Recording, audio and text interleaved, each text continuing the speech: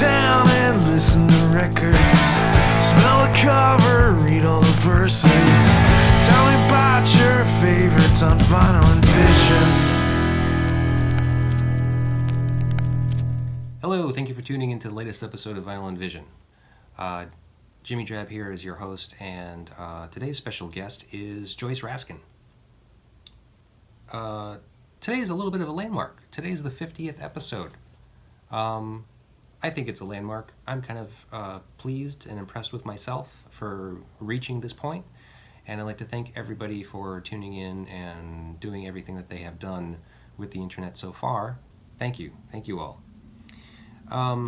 So Joyce is my guest, and she is a amazing, badass female musician, author, podcaster, artist, and I'm sure a few other things that I might be forgetting at this very moment. But obviously immensely talented, and it was really such a joy to get to know her a little bit through this show and speak with her about a wonderful album, Fugazi's 13 Songs, which I mean, that album's amazing. It's just fucking amazing. And we had a great conversation. The show's a little long, I suppose. It's kind of a little longer than I usually like them, but I would say that in Joyce's words, we shared a little kismet, and I couldn't bring myself to cut a lot of it, you know? So it is what it is. I think that it's very fun. I think that Joyce and I had a great time. She's just a wonderful, bubbly, excited, enthusiastic person, and I think that shines through. And so I left a lot of it. Couldn't help myself.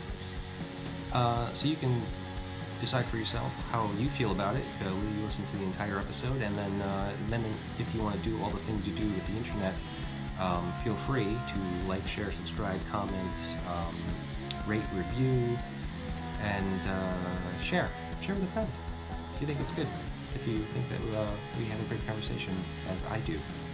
So Joyce's book, Aching to Be, is a wonderful book. It's available through Amazon. I will provide links in the show description page, so go there. Her band Nightspell has 2 songs currently available on Bandcamp. I will provide links to that. As a matter of fact, what you have been listening to is one of those songs, Pegasus, and the song at the end of the show is the other song, Sea of Thieves. I would recommend going to Bandcamp and listening to the songs in their entirety, and then paying what you will for them, which is what it's set at right now, so it's a great investment for you. Also, her podcast, Red Jumpsuit, is available. I will provide the link for that as well. And there's some stuff going on with that, which we mentioned in the show, so you'll find out more about that yourself. And yeah, I think that's everything. Well, without further ado then, please enjoy the show.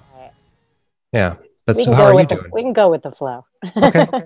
Yeah. Yeah, I'm good. I'm doing really good, actually. I just happy that the pandemic's over, man. Kind of. Somewhat, right?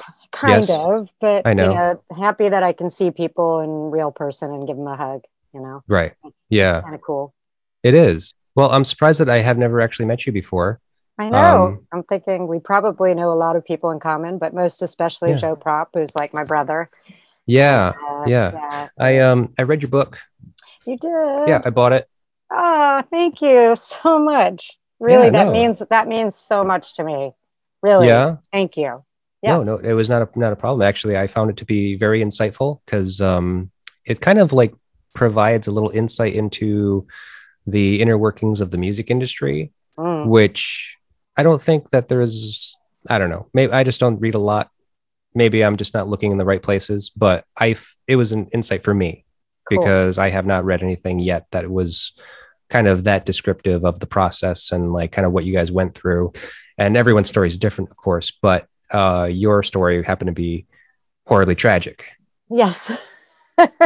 But not in the end, actually. No. I mean, it's funny because we've kind of, come full circle in our older years, so to speak. And me and Joe and Chick are, talk all the time. And, we probably get together every once in a while and stuff. And for me, that's really special because of everything that we went through. And, I really miss just having them in my life. So I'm happy that we're sort of all back to that place, because obviously when everything fell apart, it was just not that way. So, but we were young. Yeah. We were really young. I really, reading the book, I was really respecting and admiring the way that you described kind of how you felt about the band, and like kind of like your introduction to them, like your first meeting and your first like rehearsal with them. Yeah, it was incredible. Yeah, you described it as like a sexual experience, and I thought, oh, that's interesting, because I've thought that, but I have never put that into words like in that way. I've always considered being in a band like being in a relationship. Yeah, it's definitely a relationship with these other people, who are however many people are in your band. And I think depending on how much you love them will determine how kind of successful that band may be, or at least how long you can stand each other to keep going on. Exactly. And, Scarce was and still is, to me, such a good place in my heart, because no matter what happened, Chick wrote some amazing songs. And I love listening to them still. Like, they bring tears to my eyes sometimes, but for the most part, I'm just like, I was so lucky to have this experience that I kind of just stumbled into, because I was not at all thinking I would ever be doing what I was doing. And it's just one of those happenstance things. Like, when you end up, on this journey that you didn't, intend. And no matter what, I can say hands down that every single show we played pre-hemorrhage was like, we wiped the floor clean. We went to a place when we were playing that I can't describe. It's like Nirvana. I mean, not the band Nirvana. No, I get it. But it's just, it was that chemistry, and, we still have that. And we actually went back when I put out the book in 2008 and went to England. And I don't know if you know this or not, but you did that reunion tour. Yeah. And we were so blown away. People were like, we've been holding on to this and waiting. And they sang 200 people in England just singing every single song, because they thought we would never see us ever again. Right. And it was great. And people were just like, there was just that vibe of that energy. And I feel like Chick and I, no matter what, Chick and Joe and I have that kind of chemistry that, it doesn't come along. Right. It's very special. And absolutely. those recordings are magical. Like the things that we did together in such a short time, I still listen to it. I'm like, that's really good. You can rest your hat on there and go, yeah, we did a good job. And right. Yeah. Though reading your book, the recording process for the full length album, the first one, was not great. No, it was pretty horrible. But in terms of what happened with Scarce, it was moving such a rapid pace, and we were so young. Like, you make dumb decisions. I still make dumb decisions, but we weren't really in control at that point. And I think that's when the machine kind of takes over. But I wouldn't trade it for the world. I was like 21, and I'm fucking playing in Paris, like opening up for Hole, and like, it was great. It was like the perfect time to do it, and then, when it ended, it did take me a really long time to get through it and get past it, because it was so intense all the time. But now we're in like a cool place, and Chick and I actually, I think I'm getting him to write his story now. Oh, cool. So he's going to do maybe like a bunch of short stories, and I'm going to illustrate them and probably put out a book. And then we might do like a little acoustic tour. That's what we've been talking about. Nice. That's how we wrote a lot of the songs quietly, right. So it's cool. Yeah, that sounds great. Yeah. I was going to say, I mean, how is he doing? I mean, because, the book kind of doesn't clarify that. It kind of, you ended, I mean, you finished writing that book kind of too early to tell. Yes, exactly. And, but it was funny because when we got back together, Chick it was like, there was no time had passed, Really? Those kind of relationships, I feel like. And then the reason why I stopped again was his mother got sick, and then I had cancer.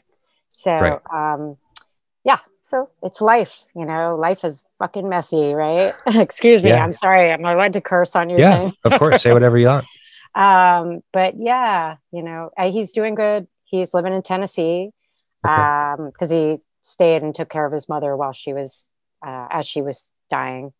And he's just being chick. He's just playing guitars in like local bars, and just working a regular job and just enjoying life, like he's in a good place, really good place. Okay. Well, that's great to hear. Yeah. So Sure. you grew up in DC? Yes, I did. And right in the city, not Maryland, not Virginia. Yeah. I grew up in Adams Morgan, which is like right in the center of the city. I mean, kind of. It's like whatever. About a mile. Everything's a mile from the White House, pretty much. Yeah. But it was also right next to Mount Pleasant, which is where all the punk rock shows happened during the 80s when I was like getting into music. And I started playing bass when I was 14. And I'd go to all these punk rock shows and of course saw Fugazi, which is why I chose that they were really like, we saw like so many great bands when I was 14 and it was like 20 bands for $5. Like anybody could afford that, that was what to me was so special about growing up in DC. It was really like, all this great local music. And I didn't ever listen to the radio at a certain point, like to the point where my husband sometimes, Matt's like, you don't know that song? I was like, no, I was just into like very local small bands.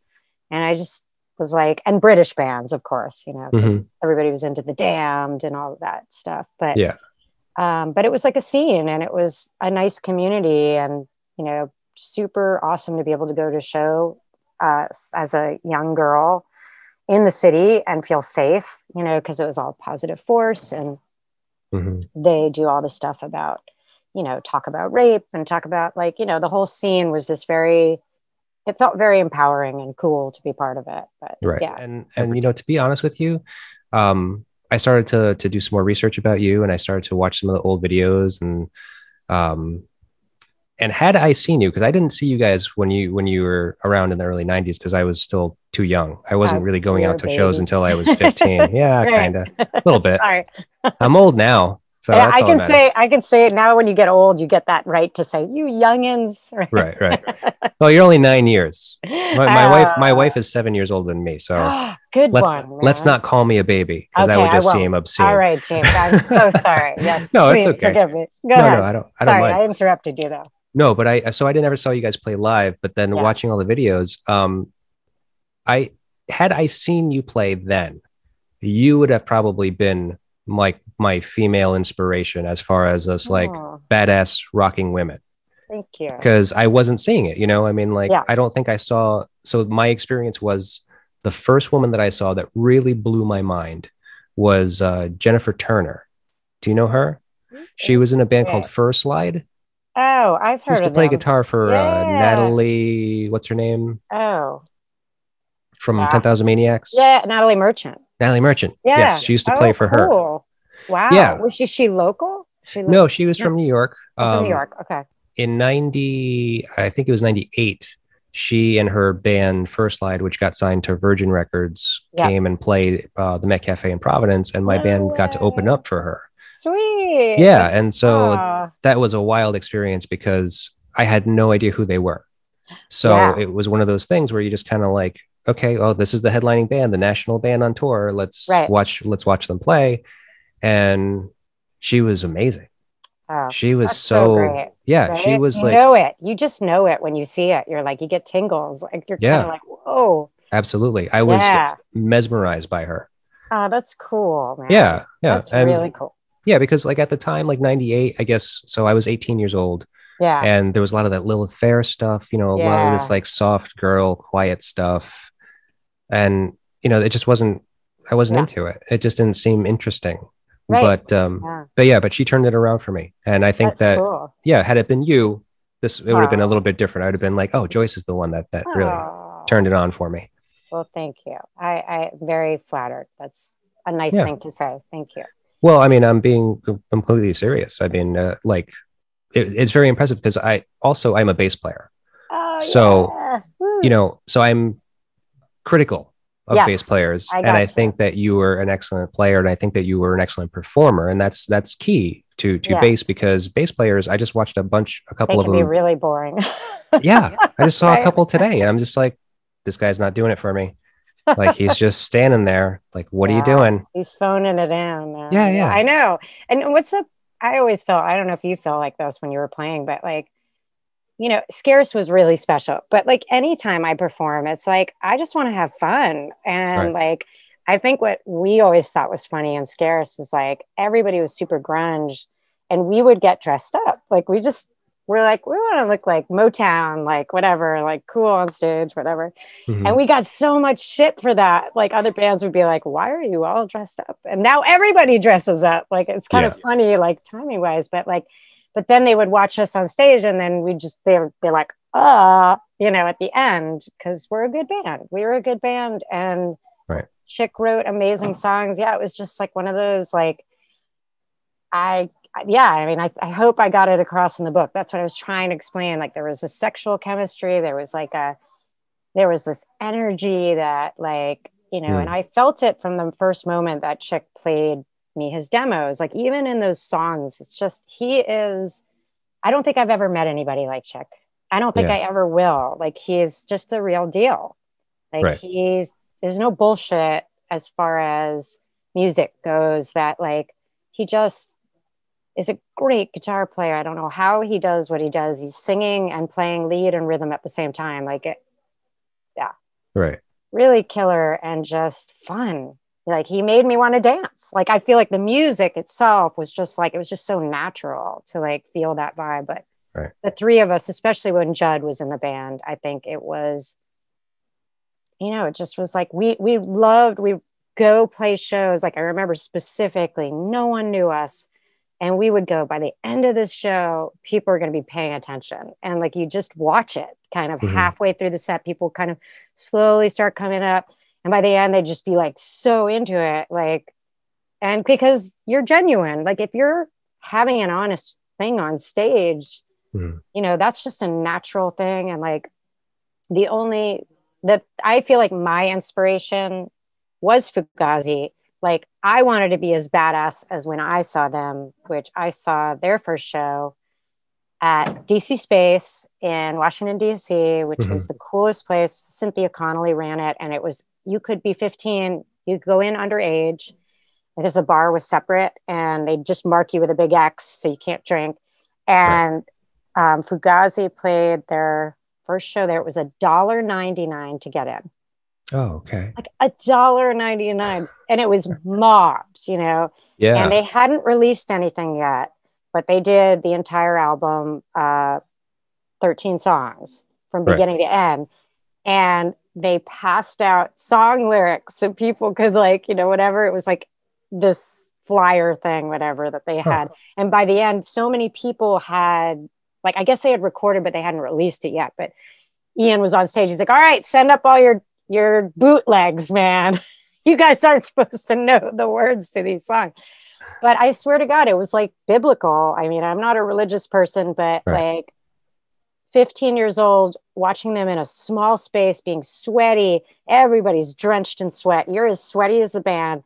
And you're watching them and you're like, holy fucking shit. Like you got to be a part of that.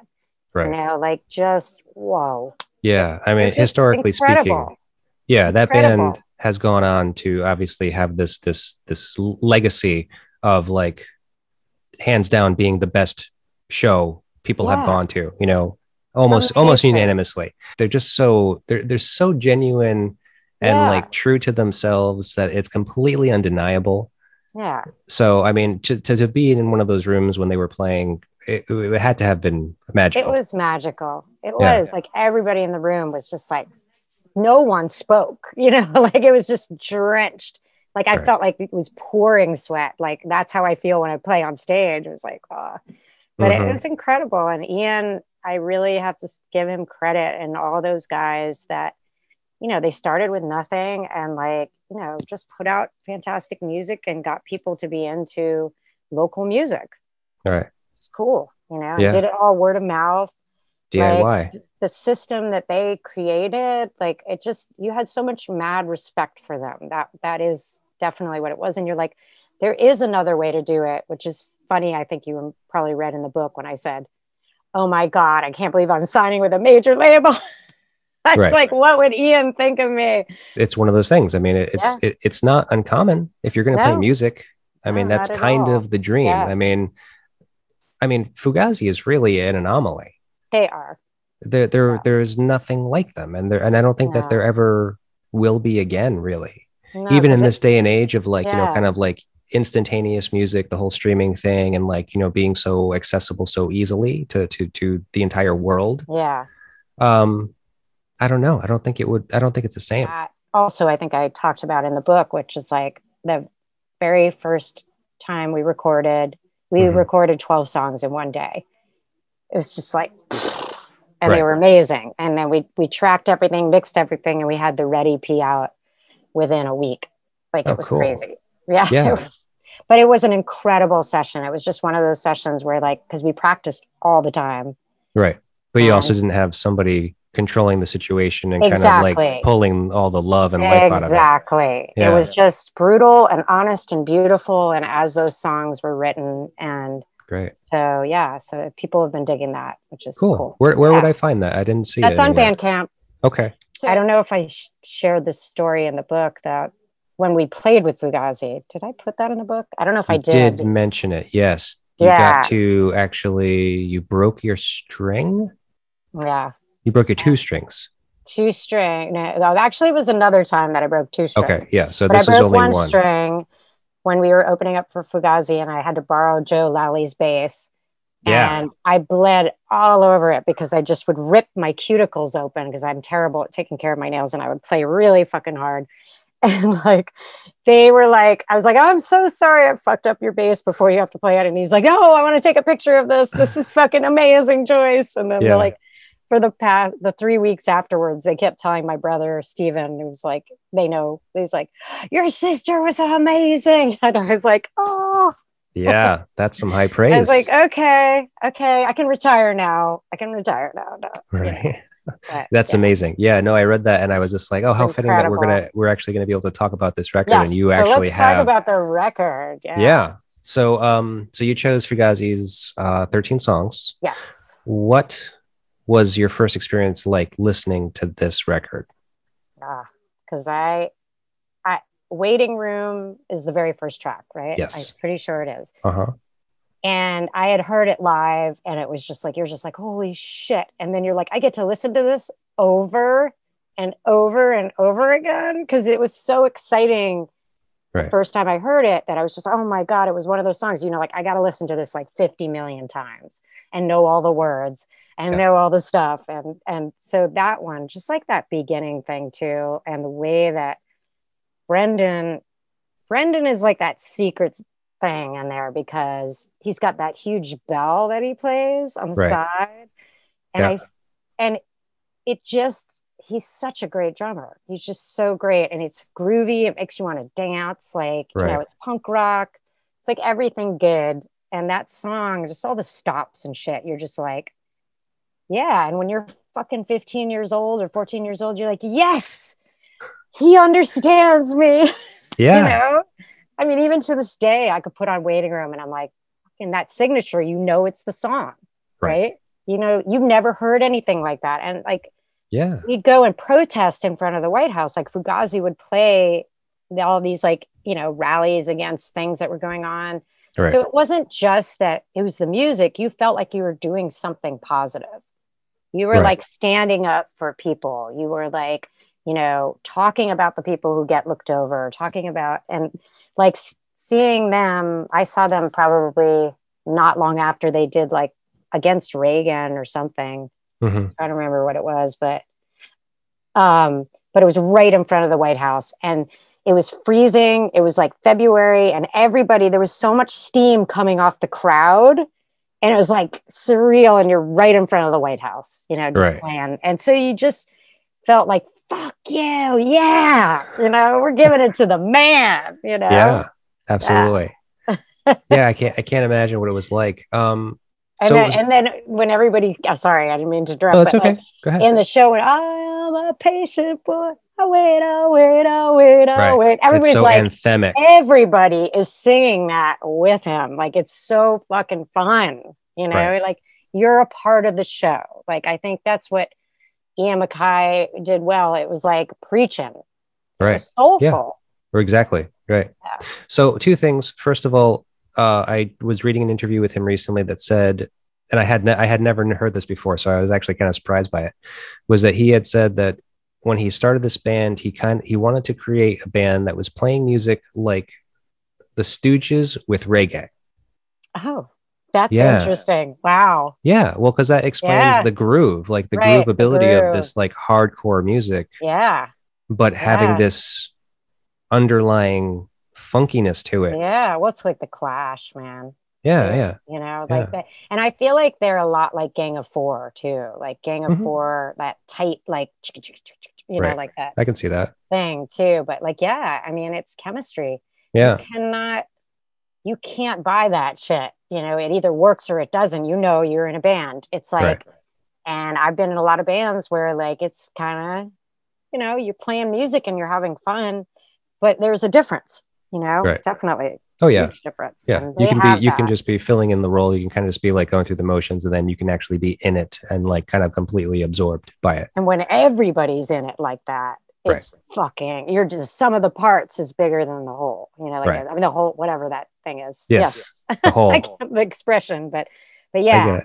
yeah. They're So now amazing. wait, so what was you're talking about the first time this is the first time you saw them, which was their first show, is what you said. Yeah. But so did you hear the record before you saw them, or was this one of those situations you No. saw them first? Everybody went to see the, Ian, well, because Ian was like the center of the scene, but like he, I listened to Minor Threat first, Yep. and I was like, oh, this is fucking awesome. And my brother's like, yeah, they already broke up. And I was like, and then Fugazi came along. So like, it was kind of like the natural evolution kind of, because that was way more hardcore. But Right. like, I listened to that album like over and over and over. And I was like, oh my God. And, Right. Black Flag and all this, Yeah. But so then, okay, so you saw them first. So then what was it like getting the record, and when did you get the record? I feel like it wasn't that long afterwards, because they kind of like had tapes floating around, like people had bootlegs of it. And it came out probably very quickly. And I feel like I know that because on their third show, I think it came out, because my friends, the band Nation of Ulysses. Do you remember those guys? So I used to like them. the drummer and the guitar player was Stephen Croner, was actually in my first band. We were in my first band together, and me and him. I always tell this story. They never talk about this, but it's funny that me, James Canty, and Stephen Croner had a band called Ulysses. Right. And then a couple weeks later, they like stopped calling me. We were practicing at my house, and I'm like, "Where are you guys?" And they're like, "Well, we started a new band with this other guy named Ian." And I'm like, "Oh, okay." And then they were opening up for Fugazi. Their first show was Fugazi's like third show, because James Canty is Brendan Canty's little brother. So, oh, okay. yeah. Right. And they, at any rate, like that whole scene, like of like their brothers and sisters, and like a lot. Amanda MacKaye, I think what's Alex MacKaye was also in Ignition or something. I couldn't remember the names of the bands. I'm probably saying the wrong thing, but that's okay. But yeah, but it was probably their third show that I had the record, because at that point, like everybody had the record, and you were like, I got the record. Oh, you get the record. I get the record. Right. So now this record technically comprises of 2 EPs. Yes. So it's the first, what was it called? 7 songs, was it? The first EP? Yeah, I think they released it like half of it. Right. And then Margin Walker was the second EP. Yes. And so then they released the full length record, kind of just putting those two together. Yeah.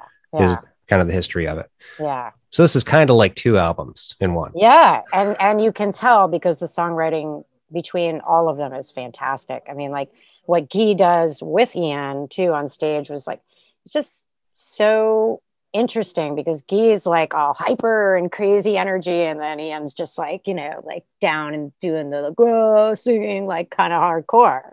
Right. And like it was sometimes Guy would just dance like on Yeah. stage. And you know, it's like when bands having that much fun, has that much chemistry, like it's just a good time. It's Right. great. And like I wasn't doing like, it's funny, like there were a lot of people drinking, doing drugs in the scene, but like it was really cool to be 14 and be in a scene where it was like, no, you don't have to drink, like you don't have to do drugs, you can just Right. enjoy music. And I kind of compared that with what was on the radio, and I'm like, these people are all dying of drug overdoses and like drinking themselves to death. I'm like, they suck, you know. Right. Like I want to emulate somebody who's like, you know, got something to say Mm-hmm. and got something to, and is trying to do something good in this world, you know, like that Right. was big in DC. Yeah, that seems like a very strange kind of like distinction about that scene in particular. And I guess it's Yeah. because of being in DC.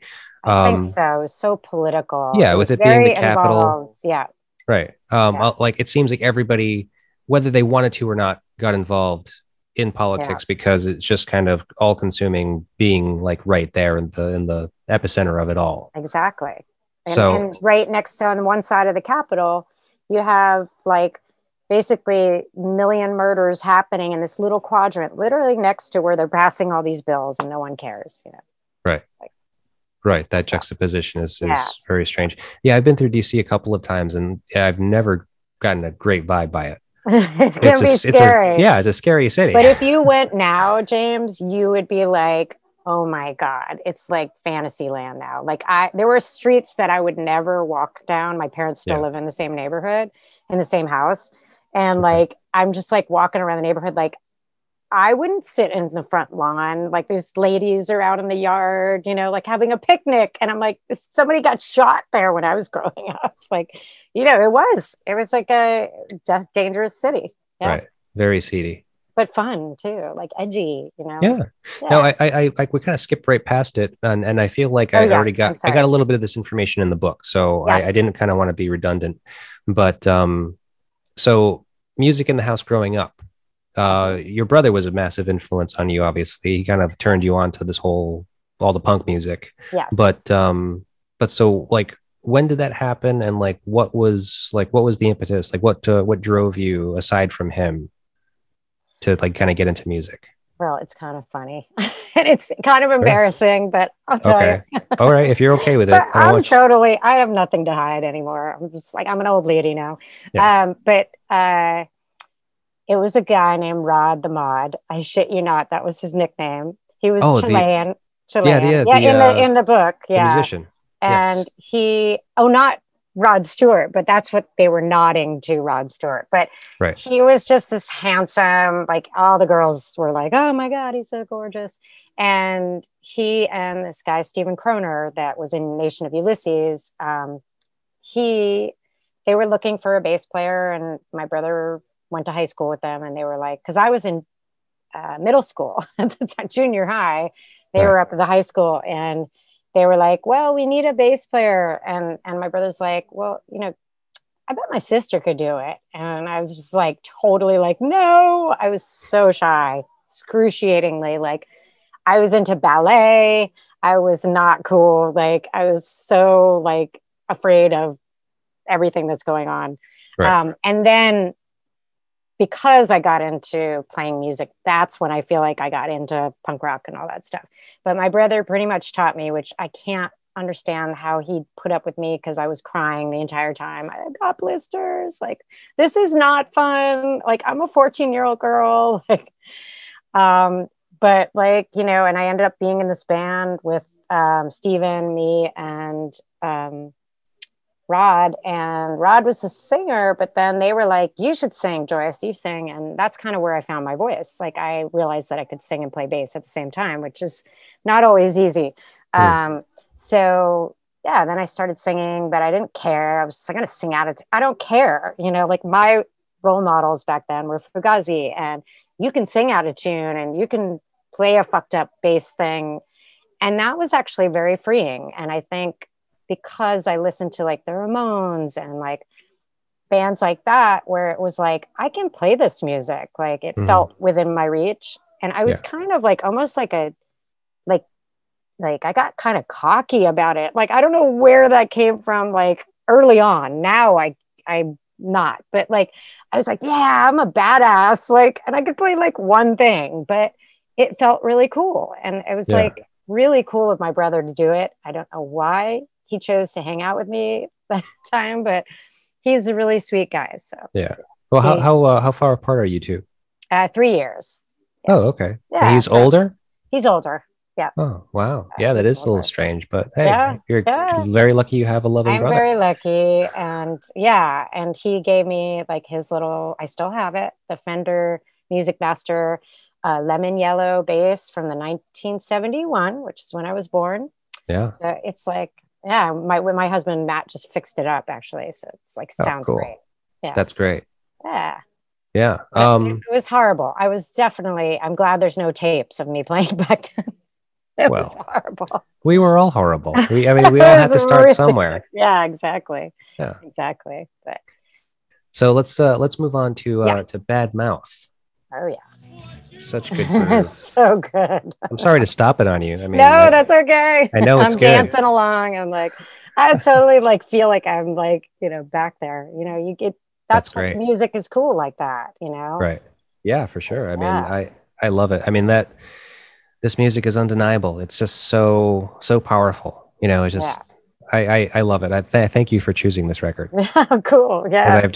I've known it. I've known the record. It's just like now I got to sit with it so intensely for so long, like for a week now. I've just been kind of listening to it every day, just like kind of repeatedly. And it's a strange experience to listen to a record that like subjectively, like that often. Oh yeah. Do you do that often, like with your listening? God, yeah, I do. I mean, I smoke pot. I had cancer. Okay. I smoke pot. I have a medical card. I can talk about it. You don't need one. Yeah, you don't anymore. But like, I love getting stoned and listening to an album from beginning to end. Like my husband and I will just sit there after dinner and like do something that like no one does this anymore. But like that was always my favorite thing, was like sitting and looking at a vinyl record and opening it up and looking at the thing and listening to the music and then going, I'm going to listen to that again. And you had to like make the effort,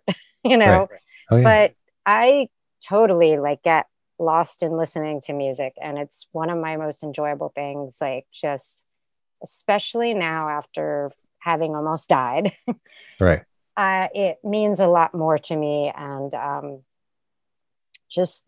close my eyes and it's like meditation for me. I like to sit there and I'm like, I can feel like I'm in the music, like I'm playing right along, like whatever, and I get just in that zone.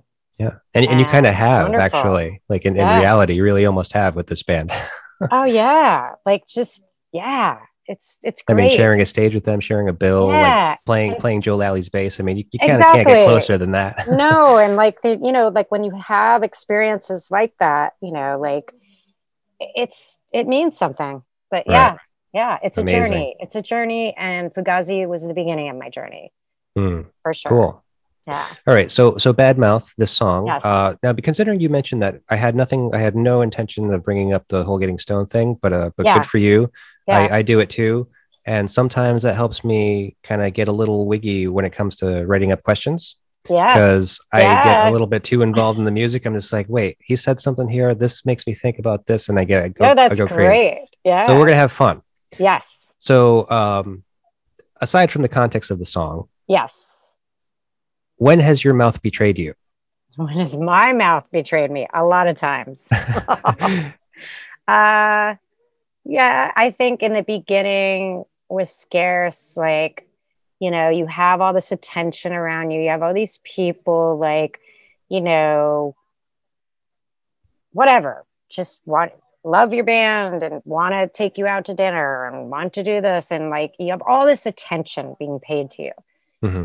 And at a certain point, you kind of start believing your shit, which is a kiss of death if you ever want to go into music. But mm-hmm. like, you sort of feel like you're in this position and whatever, but like, it's you know, it made me uncomfortable too, like very uncomfortable at the same time, because I didn't trust it like for a long time. And then, Sure. Well, what's the trust? Because it bad mouth, you know, like, but sorry, tangentially bringing me to the fact that like in a couple interviews, I said things I wish I hadn't said, because we were joking around, and Chick and I would joke around a lot when we were doing interviews. And then sometimes they would write it seriously, and like in Rolling Stone. Right. Okay. So my biggest bad mouth was in Rolling Stone magazine. Oh yeah. Okay. Yeah. And it's more embarrassing just because my parents read it, you know, and I love my parents. They're really great. And the quote was, the guy was asking us, you know, you guys have a lot of sexual chemistry. Mm-hmm. And Chick and I always had this joke about like, okay, do you like that band? Yeah, I like that band. Would you sleep with that band? I'd sleep with that band. That's why they're so good. You know, like we'd have this running joke. So people would say that to us. They're like, oh, you guys have sexual chemistry. And we're like, yeah, well, if you don't want to sleep with the band, like, you know, what's the fucking point? Everybody should go and have sex after we finish playing or whatever. And that's what they quoted. They took out all the context and it was like, everybody should have sex all the time or something. And I was just like, oh my God. And my parents like, oh, that was interesting what you said, you know. Right. Yeah. Just like, you don't understand. They in print, it's not the same. No, exactly. And I made it once in the page 6 column. I don't know if I put that in the book with Radiohead. No, I don't think so. You mentioned meeting Tom York, but nothing. Yeah, well, it ended up, we weren't sure if it was him actually after this whole incident with him. He was just for whatever reason, he would not leave me alone. I have no idea he was on drugs, definitely on heroin or something. Okay. But for something about me, it was just throwing him off. And he was like, landed on top of me, like, and we were hanging out with the Flaming Lips guys. They're like, get off her, you know, like they're protecting. And then it ended up in page 6. They're like, Tom York of Radiohead was chatting up Joyce Raskin of Scarce. And I never saved that. But I should have, because I was like, look, your mom was cool at one point, you know? Yeah. But no, it's just funny. But I think I said a lot of stupid things when we were interviewed in Melody Maker, where I'm like, oh, I have a crush on this person in that band, you know, because that's the kind of questions they ask. And you get kind of stupid and dumb, you know, because you're just like giddy and you're like, oh, they're going to interview me again. You know, like. So stupid. And how much of the same thing can you kind of really talk about? I mean, like usually the same questions. Anyways. So. All right. Well, that was great. Let me let's move on to the next song, which is give me. I'm skipping Burning. Okay. We're gonna go on to Give Me the Cure. Great. Good song. Sorry. No, it is. I know. Right. Though I would assume that me knowing a little bit about your history, that this seems like an ideal time to bring up the fact that you're a survivor of breast cancer. Yes.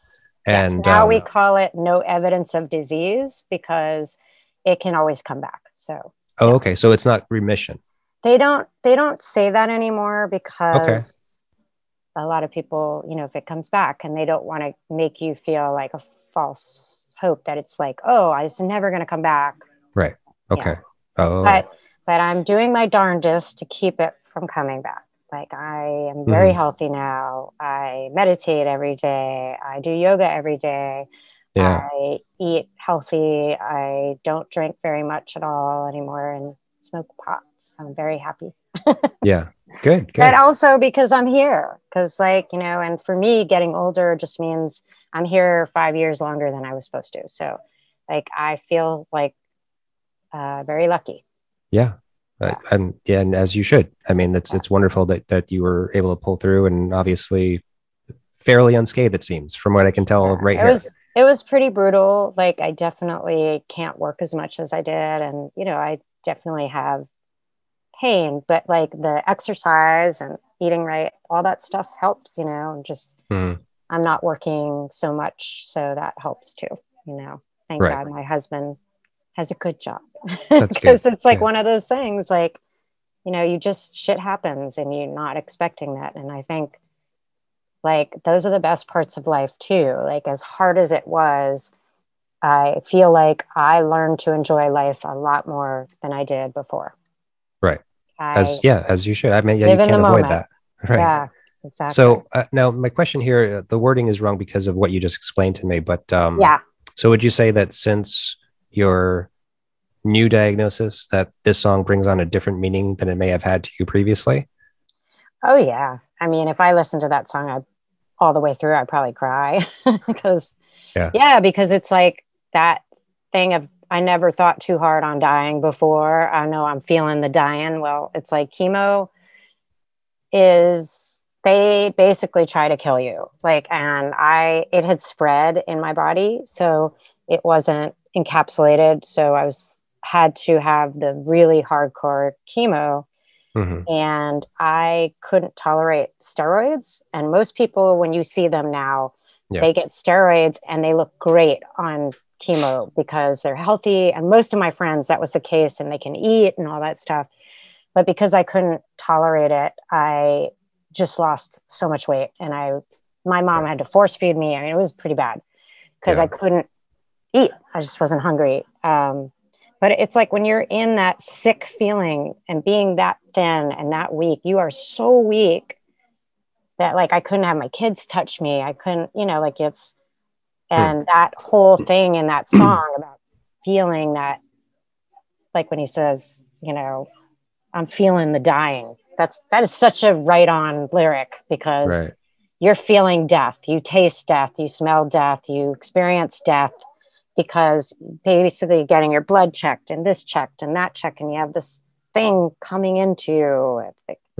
It's brutal. Like, and you just feel it. I mean, like anyone that has not suffered any kind of potentially fatal illness and face the possibility of like this thing may kill me. Yes. We've had our moments where it's like, God, I feel like I'm dying. Yeah. And when you feel sick, like it's like a 10 million times worse than that on chemo. It's just like, it's like they put an atomic bomb off in your body and, it's like kind of after the hardest part has been for me reconnecting with the world. Yeah. Because for a while it was too much for me. Yeah. And it's funny because Chick and I sort of had a recent talk about that because he said the same thing after his brain hemorrhage for about 5 years. He said he couldn't feel any emotions. And he said it's really fucked up to feel no emotions because that's what ties you to the world. And so he's like, am I in hell? Am I in heaven? Am I here? Like it's, and mine wasn't as severe as that, but like my feeling is that, you know what? Most shit does not matter. All that matters is your health. Yeah. That's it. Right. Because if you don't have good health, the world is pretty cruel. Like I actually worked a job right afterwards where I left because they were so hostile to me about when I was saying like I need some accommodations and things like that. And, you just realize the capitalistic world has no time for the sick. Yeah. Right. That's horrible. So, yeah. So I'm back to my Fugazi thinking, man, fuck it. Live on $5 a day. Like I really actually, it's funny because I've really simplified my life since then. Yeah. And I really careful about how I spend my time. Cool. Yeah. Okay. That's great. All right. So we should move on. Yes. So Margin Walker, I'm not going to play the song. I only have one thing to say about this song. Yes. Is this Fugazi's attempt at an unrecorded love song? God, I don't know. That's a good question. Do you need a reference of it? Do you have to No, just give me some of the lyrics. I always thought it was like an outsider thing. I don't know. Like I always think of their songs as like the outsider person who's on the street and like try not to get beat up or fucked with or like stand your ground or I don't know. Like that's what it meant to me. I don't know. But if you have some of the lyrics, I'd love to remember what the lyrics are. Were you able to pull it up? Yeah. So you make yourself so beautiful. You make yourself so beautiful. And now I feel like I'm going to set myself on fire. Oh yeah. Yeah. Like the next one that so beautiful. Yeah. The next one that makes me think about it is well, okay, so the second verse kind of I feel like is a weird kind of poetic license on like the unrequited loves portion of my question. Yes. I'm going to set myself up at a window. Okay. This margin walker wants a clear view. This margin walker wants a clear shot. And now I'm shooting it right at you. It's funny. It's a cool interpretation. Like, I have no idea. Yeah. But when I was 14, I thought that was like, yeah, you're just like this outsider guy. Like, I want a clear view. I'm like, like I'm sussing you out. I don't know. Like, it's funny. That's just my 14-year-old perspective. Right. Like, I never thought about the Fugazi songs in a romantic way, which is funny. Yeah. I mean, I don't know. It's a cool thing to think about. Okay. Well, bring it up for yourself at some point and like, okay, try to get stoned and try to analyze it and see if you can come up with that. I mean, it's far fetched, but at the same time, they don't sing about love. So I'm going to move on to Provisional only because it pertains a little bit to what you were talking about. So, okay. You know what I just came to realize? Yeah. I could have sex with all of these guys. I know they're all very handsome. They're just charismatic, just the way they sound. They're very charismatic. Yeah. Yeah. Yeah, it is. It's like they have, that's what it is. It's that kismet. You can't replace it. But that song is incredible. It's great. Actually, I'm digging this, James, because it's fun to go back and listen through an entire album. That there are no bad songs on that album. No, and that's not really. It's tough to have to skip stuff, but we kind of have to. But so, man, have you realized that this song is short but effective, completely catchy, but essentially only one riff? Oh yeah, it's just one riff. Yeah, for 2 minutes.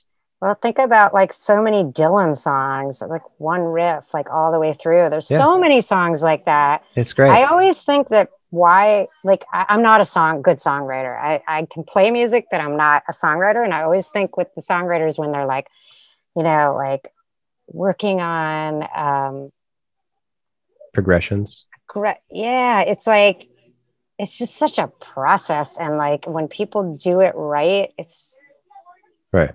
It's meticulous. It's magic. And but it's meticulous too. Like they think about the words. They rewrite it and rewrite it and rewrite it. I mean, can't tell you how many times Chick writing those lyrics over and over and spend time with that. And sometimes the simplest thing is the perfect thing, and it becomes like this just perfect little riff. And you're like, sometimes that stuff can be more powerful.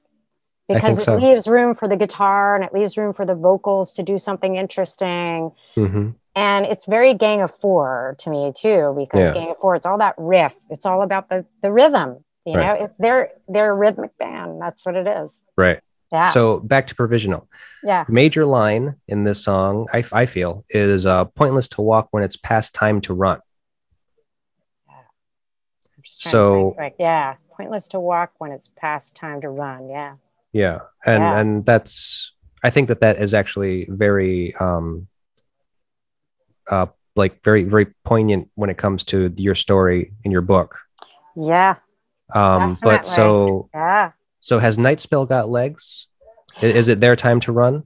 Like we're really enjoying ourselves. I have to say it's the first time I've ever been an all girl band. Mm-hmm. So I'm really excited about that. I'm playing with my friend Karen, who used to be in this band with Pistol Whip. Karen Orsi. Karen Orsi, I've known her forever. She is a phenomenal guitar player. I feel like she's Mary Timony's Rhode Island twin or something. I want to get them on the same stage. Okay. Because they're very similar the way they play. But she's playing bass in this band, not guitar. I mean, Karen's like an insane guitar player, but she's a really good bass player too. Mm-hmm. And then Shauna, who was in Swirlies, is playing, and Syrup, but she used to be in Syrup. She is playing guitar, and it's been really interesting because it's a three-piece. I haven't been in a three-piece since Scarce. Yeah. And we just know each other really well. And so we do a lot of jam sessions and just kind of fuck around and see what happens. And like really cool shits. It's like fun, like I enjoy it. Yeah. And I guess that's all I can say. And if people enjoy it, people enjoy it. If people don't enjoy it, don't listen, like that's sort of where I'm at. I'm like, hey, hey, Right. thanks for trying it out. Like it's definitely like more like girl groupy. Like we kind of like all love the Ronettes and like, like kind of that the Supremes and all that cool like girl group singing wise. But we get pretty like me and Karen have been doing like kind of Zeppelin-y psychedelic. I kind of want to say we're doing stoner rock now because it feels like you guys get sometimes. stoned. We do. And it's like really just phenomenal to have good girl relationships in music because I've never had it. And it was that's really special to me. Yeah. And we have 2 songs that we released so far on Red Records. There's videos out there and it's on Bandcamp. Yep. I've seen it. I've listened to it. Yeah. And great. we made the videos ourselves and we just, like Sean and I we just have fun. Like, and that's really where we're at with music right now. And I feel like I'm 14 again in that way. Yeah. Yeah. Well, so, I mean, will you be playing at all? Any gigs? Yeah. Yes, we are actually playing. I don't know when this is coming out, but we're playing August 14th at Dusk. It's going to be a Red on Red showcase. And I think we go on 2nd. So early. But yeah, we'll be playing live for the first time. Nice. And here in Providence. Yeah, in Providence. I'm happy it's Providence because I love playing in Providence. It's just fun. It's a great city. Good people. I still have so many friends there. And like, yeah. Do you know Hash? Yes. Are you related to him? I'm like, you guys look like you could be brothers. Oh, no. We're not related, unfortunately. But my brother was here from Portland, Oregon, and I brought him to a show that he was playing. And I just walked backstage to go meet him. And he was just like, what are you doing here? And he's like, who's this guy? And they just like hit it off. I have a picture of them just so immersed in conversation because you know how he talks. I love him so much. He's great. Oh my God. Yeah. He's wonderful. Great. He's a wonderful guy. I wish he was my family, but he's not. We might as well be. We got pretty close pretty quickly. Yeah. We share the bass bond. So I know. He's such a great bass. I love when he plays barefoot. That's all he does. So cool. He's like, as little clothes as possible. Such a cool bass player to watch. So wait, do you love the jumpsuit thing? Is that your connection? No, it's funny. I did ask him where he got it though. I was like, where did you get that jumpsuit? And like, cause I like uniforms like that. I just think they're fun. Like, all right. So Nightspell has the first show coming up. That's great. I will definitely be there. Awesome. Looking forward to meeting you in person. Yeah. Watch me play the drums. I'm singing and playing the drums too. Yeah, that's great. All right, 2 more songs and I'm gonna get you out of here. Awesome. Lockdown, we don't have to play it. Really simple question. How has your lockdown been? How has my lockdown been? That's a good segue. Actually pretty good. I know it's terrible. I mean, I feel horrible that people died. That was very, very sad. But I kept myself very protected because I didn't want to take any chances. So my husband would go to the grocery store. I didn't leave the house pretty much, but I did a lot of art and a lot of writing. And I'm actually working on a screenplay with Guy Benoit. So cool. We're going to make a movie together. Oh, wow. Yeah, we're going to shoot it in Providence. So, I mean, I don't know when it's going to happen, but we're about 3/4 of the way with the screenplay. And that's been fun. So is that already greenlit? Like, you kind of know that it's going to already get... I mean, we're just doing it ourselves. Even the filming? Like Ian MacKay, man. That's what I said. I'm like, you know what? There's absolutely no reason you can't do that. You can't make a film if you want to. Like, I put out books. I don't care if people don't buy them or whatever, like by the droves. I have some really cool readers. I get people send me, they've read it in Spain and in France and it's cool to be able to know that it's journeyed to those places. Right. But the same thing with making a movie. Why not? It's the same thing as anything. I just had this conversation with my wife. Really? Yeah. Oh God, it makes me so mad. I'm so frustrated because it's just I say this all the time. I'm just look, you just have to do it. It doesn't fucking matter if somebody's already done it. No, and it's brave. Be brave. You are your own person. It doesn't you cannot create something that someone else has made. It is impossible. Yes, you think you're doing the same thing as somebody else. You make soap, you make jewelry, you write songs, you write stories. Right. It's the same. Yeah, people have done those things before, but you are you, and you are your own person. That's right. Yourself. You can't. Yeah. it's unique because it's you. Yeah. And I feel like do it for the community. Like, I feel like music has been my community. Like, and over the pandemic, what I found really cool was I actually joined this group, the Loud Women, which is this woman, Cassie Fox, who's incredible. And she runs this whole group over in the UK. And I met her I interviewed her, but I also just became friends with her because she's super cool. She's like a mom who started playing in her 40s, had never played before. And she has this cool band called I Doris. And they just make these fucking hilarious songs that are like kind of feminist things. And they're just doing it. And they created this whole scene together with all these women who wanted to play shows and couldn't get shows. So they banded together. And now she and I banded together. So it's like this community kind of keeps growing. And I feel like that I really appreciated over the pandemic. I kind of communicated with a lot of people in different places around the world where I might not have had time because I would have been working and busy. Right. So yeah, it was nice. Felt like the world was smaller in some ways. Yeah. Right. I agree with you. It has worked to some benefit for some people. Yeah, it's cool. And, all right. I mean, yeah, I'm glad there's a vaccine now. Everybody get vaccinated now. Right. And then we can all get back to normal. Exactly. So last song is Promises. Yes. Let's do this one. Yeah. Wow, like you want a mood? That's a mood right there, man. That is a mood. Yeah, very heavy. Yeah. So I'm not going to get into the necessary like an analysis of the song per se. Yeah. But there are some lyrics that grabbed me. There are some lyrics in the song that say, "Go where you think you want to go. Do everything you were sent here for. Fire at will if you hear that call." Yeah. So those lines, I feel, ring true a little bit to the end of your book. So are you firing at will when you hear the call? And what are your calls looking like now? Oh, that's a complicated question. I got to unravel that. Hold on. I'm not sure what you mean. Can you explain that a little more?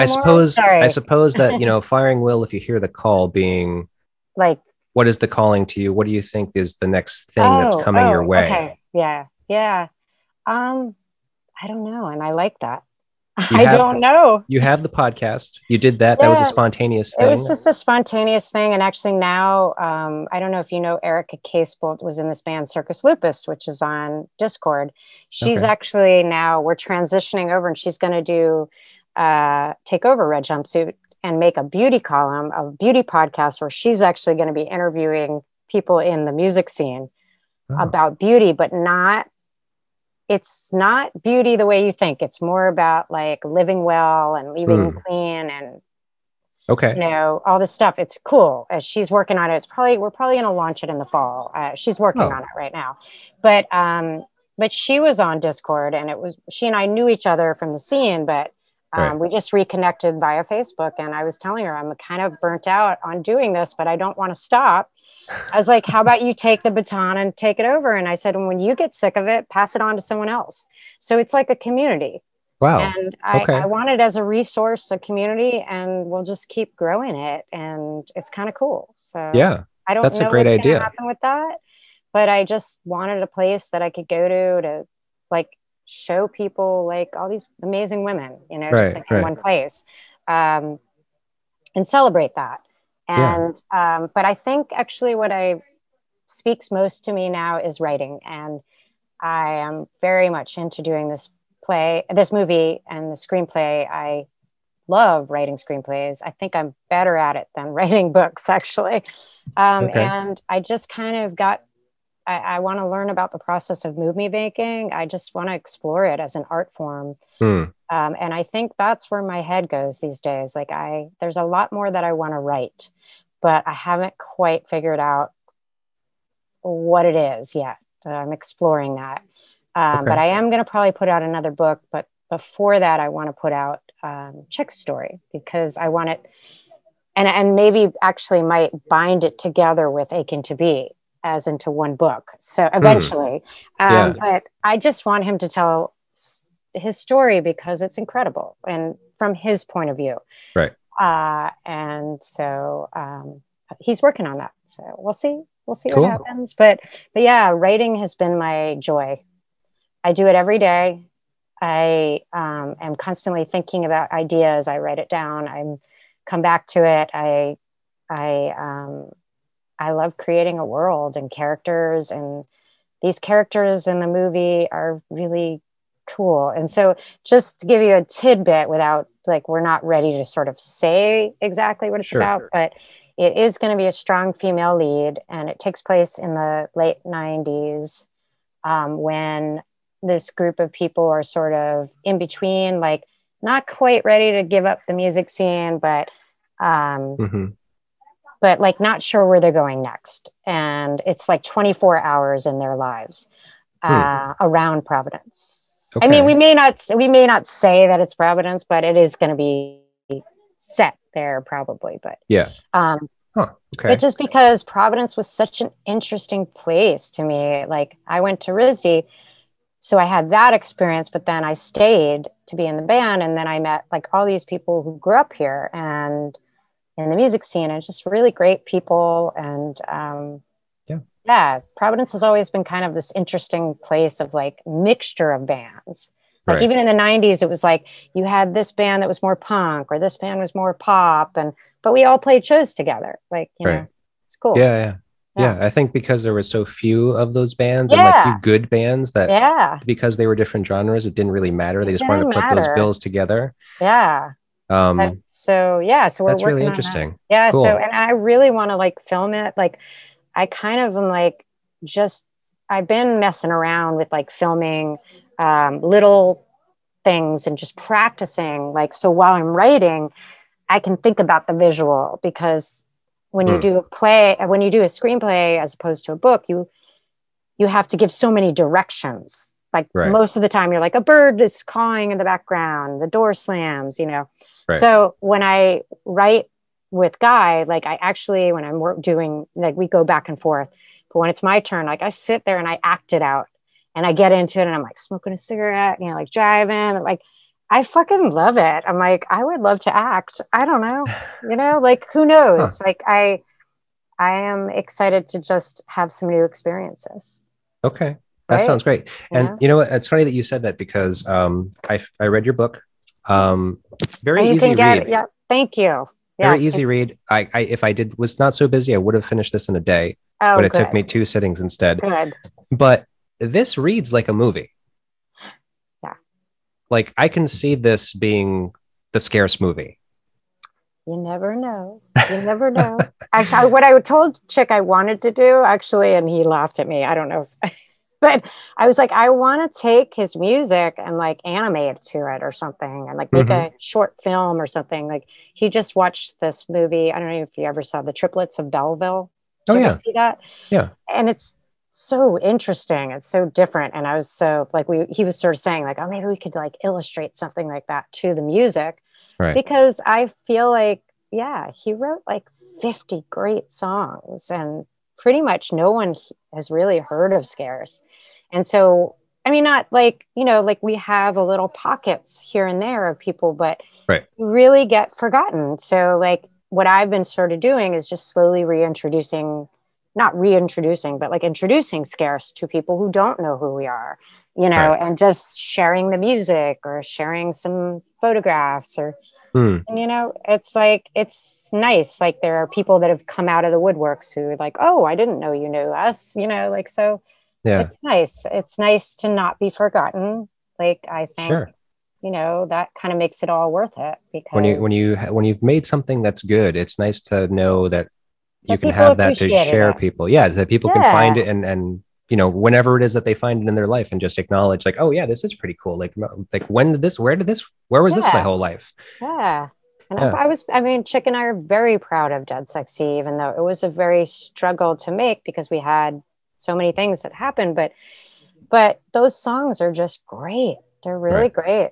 Yeah. And I highly recommend people check out Chick Granning, and his Anastasia Scream songs are amazing. You know, he's just, and the record that he put out actually after we broke up is incredible. I don't know if you've heard it. No, I think it's Tomorrow. You should listen to it. It's I will. pretty incredible. It's pretty lo-fi, but it's like there's a song called "Tomorrow is a Good Day for Dying," and it's hard to listen to, but it's great, and it's very bombastic and and that's why I want Chick to write a story, because he has a lot to share that that people don't know, that I feel like so fingers crossed. Yeah, that sounds but in great. the meantime, you can buy Aching to Be on Amazon. Yes, that's where I got it. Awesome, thank you. So I think that's it. I mean, awesome. Well, thank you, James. Is there anything I really do appreciate you doing this so we can talk about things and Scarce in my book. I'm very thankful. So. Oh, no worries. It's my pleasure. It's a pleasure to meet you finally, and to speak with you. Awesome. And I hope to see you in August. Yes, I'll send you an email. I'll send you a reminder. Okay. Yeah. Okay. That always helps. Awesome, James. Okay. Have a good one. Night. Really nice chatting with you. Yes, you too. Okay. Have a good one.